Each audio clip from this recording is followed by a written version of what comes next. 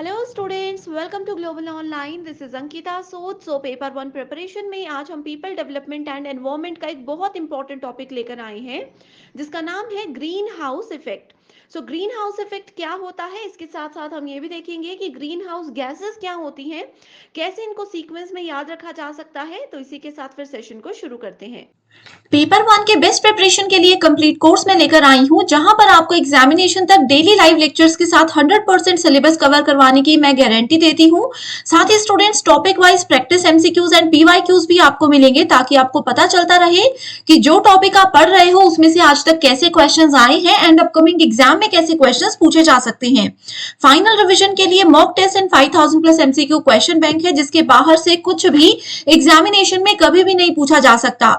बच्चों को नोट्स बनाने में बहुत ज्यादा समय लगता है, लेकिन इस कोर्स में आप लोगों को हम पीडीएफ फॉर्मेट में फुल सिलेबस नोट्स देते हैं, जो कि एग्जाम के लिए बहुत ही ज्यादा इंपॉर्टेंट है। एंड न्यू बैच भी हमारा मंडे से स्टार्ट होने वाला है, तो आप सभी स्टूडेंट्स इसको जरूर ज्वाइन कर लीजिए। इससे पहले फ्री वीडियोस और मॉक टेस्ट को जरूर देखना, जो कि आपको ग्लोबल ऑनलाइन ऐप पे मिलेगा। स्टोर सेक्शन पर सर्च बार में लिखिए कोर्स का नाम। जैसे ही आप कोर्स पे क्लिक करते हो, यहाँ पर आपको इसकी ड्यूरेशन दिख जाएगी। एग्जामिनेशन तक आप लोगों के लिए ये कोर्स वैलिड रहेगा। कंटेंट पर जाते ही आप देख सकते हो फ्री वीडियोस हैं, कंप्लीट मेरा कोर्स है, जिसमें आपको मेरे सभी लेक्चर्स के पीडीएफ्स मिल जाएंगे, टेस्ट मिल जाएंगे एंड वीडियो लेक्चर्स है, जिसके अलावा ना आपको कोई एक्स्ट्रा मॉक टेस्ट या ना एक्स्ट्रा कोई बुक खरीदने की जरूरत है। तो ये बहुत इंपॉर्टेंट कोर्स है, एग्जाम ओरिएंटेड प्रिपरेशन में आपको मदद करेगा। एंड पेपर वन में आपको फर्स्ट अटेम्प्ट में 100 में से 80 प्लस स्कोर करने में भी यही कोर्स मदद कर सकता है। तो आप सभी स्टूडेंट्स गिवन नंबर्स पर कॉन्टैक्ट करके इसको जरूर ज्वाइन कर लीजिए। ग्रीन हाउस इफेक्ट यानी कि ग्रीन हाउस प्रभाव क्या होता है, ये हम एक रियल लाइफ एग्जांपल के साथ डिस्कस करना शुरू करते हैं। बहुत आसानी से आपके कॉन्सेप्ट क्लियर हो जाएंगे। आपके सामने जो है ये होते हैं ग्रीन हाउसेस। इसमें क्या होता है, देखो कुछ प्लांट्स होते हैं जिनको अभी प्रॉपर एनवायरनमेंट नहीं मिलता। ऑफ सीजन प्लांट्स अगर हमें ग्रो करने हैं तो उनके लिए ग्रीन हाउस बनाए जाते हैं, जिसमें कि पूरा शीशे की एक वॉल होती है, शीशे की छत होती है। इसका क्या फायदा होता है, हमारा अर्थ जो है, अर्थ का जो एटमॉस्फेयर है, जो लेयर्स हैं, वो भी इसी तरीके से काम करती हैं।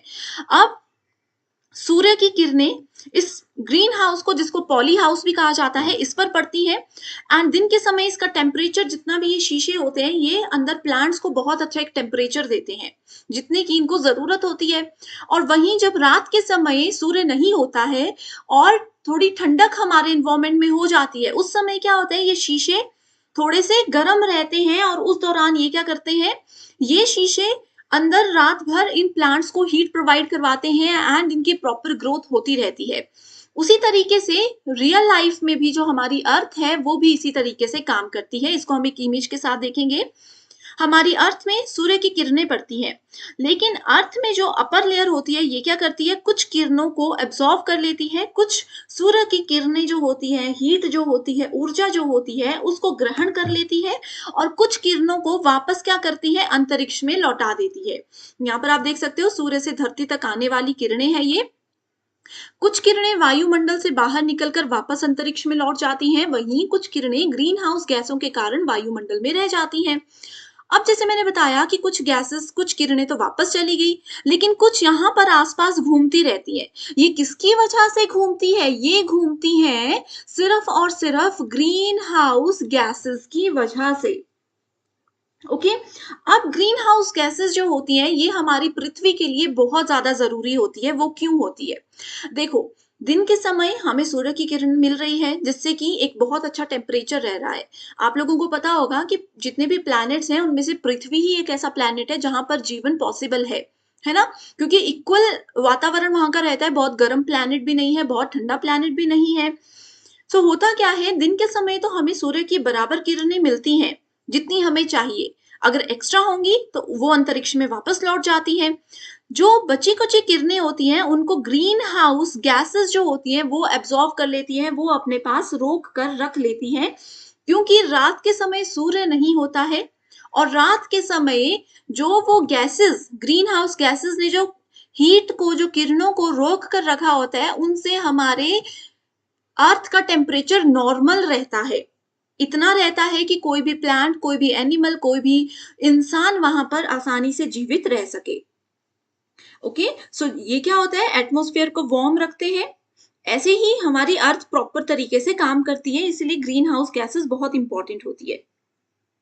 ओके अर्थ में सन से जो हीट मिलती है, जो एनर्जी मिलती है, वो तो दिन के समय आती है। रात में जीवन जीने के लिए जो हमें नॉर्मल टेम्परेचर की ज़रूरत है, उसके पीछे ग्रीन हाउस गैसेज़ का एक इम्पोर्टेंट रोल होता है। गैसेज़ देखो एटमॉस्फेयर क्या होता है, यहाँ पर मैं आपको बताती हूँ। ये देखो एटमॉस्फेयर क्या होता है, जहाँ पर गैसेज़ होती हैं। आपको पता होगा कि 4 स्फीयर होते हैं हमारी अर्थ में, लिथोस्फीयर जहाँ पर मिट्टी, पत्थर ये सब चीज़ें, एटमॉस्फेयर जहाँ पर हवा, वायु ये सब होता है। बायोस्फीयर में आ जाती है आपके जीव-जंतु, पेड़-पौधे जो सांस लेने वाली चीज़ें होती है, वो बायोस्फीयर में आती है, और हाइड्रोस्फीयर मतलब वाटर। अर्थ 4 चीज़ों से मिलकर बना है। सो यहाँ पर हम हवा की बात कर रहे हैं, सो हम एटमॉस्फेयर की बात कर रहे हैं। हमारे एटमॉस्फेयर में, हमारे वायुमंडल में बहुत सारी गैसेस होती हैं, लेकिन कुछ गैसेस जो हीट को एब्जॉर्ब करती हैं, सिर्फ उन्हीं गैसेस को ग्रीन हाउस गैसेस कहा जाता है, जिसमें बेसिकली 6 गैसेस अवेलेबल होती हैं। पहली है कार्बन डाइऑक्साइड, दूसरी है मीथेन, तीसरी है सीएफसी यानी कि क्लोरोफ्लोरोकार्बन, चौथी है ओजोन, और अगली है नाइट्रस ऑक्साइड। ओके, अब हर एक चीज आपको पता है कि अगर लिमिटेड अमाउंट में हो तभी उसका फायदा होता है। कोई चीज अगर बहुत ज्यादा हमारे पास हो तो उसका भी नुकसान होता है ना। सो ग्रीन हाउस गैसेस जब तक जितना ये परसेंटेज दिया गया है, इतने इतने परसेंट में अगर अवेलेबल हो तो अच्छा है। अगर इनका परसेंटेज बढ़ जाता है तो हमारी पृथ्वी को बहुत नुकसान पहुंच जाता है। अब देखो, अगर हम नासा के बारे में आप सबने सुना होगा, है ना, नासा के बारे में सबने सुना होगा। नासा के जो रिसर्चर्स हैं, उन्होंने ये बोला है कि समय के साथ-साथ ग्रीन हाउस गैसेस जो है वो बढ़ती जा रही हैं, जो कि हमारी पृथ्वी के लिए बिल्कुल भी सही नहीं है। अगर ये बढ़ती जाएँगी तो जीवन जीना यहाँ पर मुश्किल हो जाएगा। एंड उसका सबसे बड़ा कारण इन्होंने बताया है डिफॉरेस्टेशन। डिफॉरेस्टेशन का मतलब क्या होता है? वनों की कटाई। अब आप बोलोगे कि हमने पेड़ काट दिए, वन काट दिए, तो उससे क्या नुकसान होगा? गैसेस कैसे बढ़ेंगी? वन थोड़ी ना कोई गैसेस इस तरह से देते हैं। क्यों ये होता है? क्योंकि देखो, आपको क्या पता है, पेड़-पौधे हमें क्या देते हैं? मान लीजिए ये पेड़ है, पेड़-पौधे इंसानों को क्या देते हैं? ऑक्सीजन देते हैं, और वापस में क्या लेते हैं? कार्बन डाइऑक्साइड को वो एब्जॉर्ब करते हैं। अब अगर हम पेड़ ही काट देंगे, वन ही काट देंगे, तो कार्बन डाइऑक्साइड कौन लेगा? पेड़ ऐसे कार्बन डाइऑक्साइड को ग्रहण कर लेते हैं। पेड़ ही नहीं है तो कार्बन डाइऑक्साइड क्या होगी? यहाँ वहां हमारे एटमॉस्फेयर में, हमारे वातावरण में, वायुमंडल में घूमती रहेगी, जिसकी वजह से क्या हो रहा है? ग्रीन हाउस गैसेस बढ़ती जा रही है। ठीक है। अब जैसे इसके और भी एग्जाम्पल है, जैसे आप देख सकते हो गाड़ियों से बहुत सारा धुआं निकलता है, फैक्ट्री में से कार्बन डाइऑक्साइड निकलती है, फिर मीथेन होता है, नाइट्रस ऑक्साइड होता है, क्लोरोफ्लोरोकार्बन्स वगैरह चीजें होती हैं। ये सब चीजें निकलती हैं फैक्ट्री से, ट्रांसपोर्ट से, गाड़ियों के धुएं से, जिसकी वजह से ग्रीन हाउस गैसेस बढ़ती जा रही हैं। और ग्रीन हाउस गैसेस अगर अपनी रेशो से ज्यादा बढ़ती जाएंगी तो वो हमारे पृथ्वी को नुकसान पहुंचाएगी।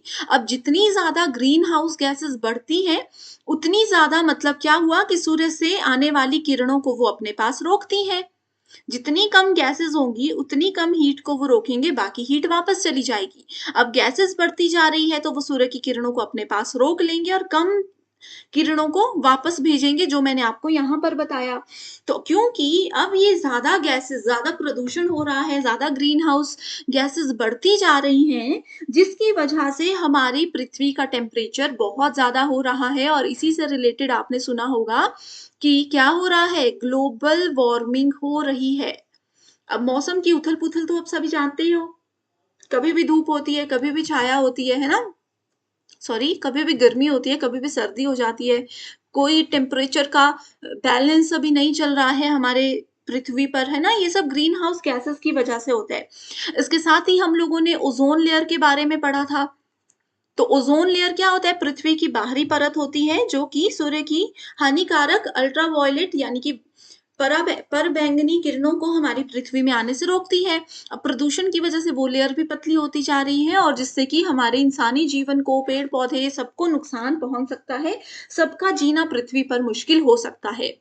तो ये सब किसकी वजह से हो रहा है? ग्रीन हाउस गैसेस की वजह से हो रहा है।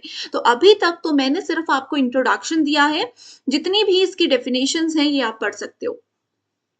ठीक है, अर्थ के एटमॉस्फेयर में होती है, इसकी वायुमंडल में गैसेस होती हैं जो कि हीट को पृथ्वी के अंदर आने से रोकती हैं। ग्रीन हाउस गैसेस कुछ पार्ट जो हीट के हैं सूर्य से आने वाली उसको अपने पास रोकते हैं, बाकी गैसेस को वापस भेज देते हैं, हीट को वापस भेज देते हैं।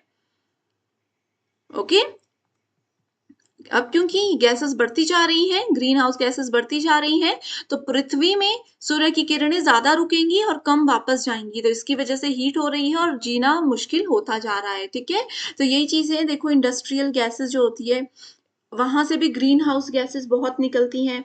इसमें carbon dioxide, nitrous oxide, methane, chlorofluorocarbon, ozone, ठीक है, ये सब चीजें आ जाती हैं। एंड समय के साथ साथ अगर इसको कंट्रोल नहीं किया जाए तो ये बहुत ही ज्यादा मुश्किल हो जाएगा। एग्जाम में ये क्वेश्चन आ चुका है, which among the following are greenhouse gases. तो अभी मैंने बताया, आंसर आप मुझे कमेंट करके बताइएगा। ये वीडियो आई होप आप सब स्टूडेंट्स को बिल्कुल समझ आ गई होगी। अभी भी कोई डाउट अगर रहता है या कुछ भी कंफ्यूजन है इस चीज को लेकर के तो मुझे कमेंट जरूर कीजिएगा, मैं जरूर हेल्प करूंगी हमेशा की तरह। एंड अगर समझ आया है, पसंद आया है तरीका पढ़ाने का, समझाने का, तो भी मुझे मोटिवेट करने के लिए कमेंट जरूर कीजिएगा। ये भी एक क्वेश्चन है, देखो, ग्रीन हाउस इफेक्ट क्यों होता है, ग्रीन हाउस प्रभाव किसके कारण होता है। Infrared layer in the atmosphere, वायुमंडल की अवरक्त परत की वजह से होता है। ओके, ये डेफिनेशंस आप देख सकते हो। अगर आपको ये वाली पीपीटी चाहिए ये डेफिनेशंस नोट करने के लिए, तो भी आप मुझे कमेंट करके बता दीजिए, मैं आपके साथ शेयर कर दूंगी। ओके, ये देखो, हमने अभी ग्लोबल वार्मिंग के बारे में बात की है ना, जिसकी वजह से औसत तापमान जो है गर्म हो रहा है, ग्लोबल वार्मिंग है। ओजोन लेयर के बारे में हम बहुत डिटेल में ऑलरेडी पढ़ चुके हैं, तो ये सब ग्रीन हाउस की वजह से होता है, ग्रीन हाउस गैसेस की वजह से होता है। तो इसमें गैसेस के नाम याद रख लीजिए और जो स्टोरी की तरह मैंने चीजें आपको बताई हैं उसको याद रख लीजिए, तो आंसर सॉल्व करना आपको एग्जाम के दौरान और भी ज्यादा आसान हो जाएगा। एग्जामिनेशन में पेपर 1 एंड पेपर 2 दोनों अवेलेबल हैं, सो कोई भी आप ज्वाइन कर सकते हो, सिर्फ गिवन नंबर्स पर आपको कांटेक्ट करना है। सो ये एक और क्वेश्चन है, इसको नोट कर लीजिए। क्लोरोफ्लोरोकार्बन ओजोन डिप्लीशन के लिए रिस्पॉन्सिबल है, हमने कल पढ़ा था। Carbon dioxide green house gases. N2 क्या होता है, मोस्ट अवेलेबल गैस, हमारे वायुमंडल में सबसे ज्यादा उपलब्ध कौन सी गैस होती है, N2 होती है। CO क्या होता है, पॉइजनस गैस होती है, नुकसान जो पहुंचाती है, जहरीली गैस होती है हमारे वायुमंडल में, जो कि हमें कम से कम मिले तो ही बेटर है। Okay, so thank you so much everyone for watching this video. I wish you all the very best.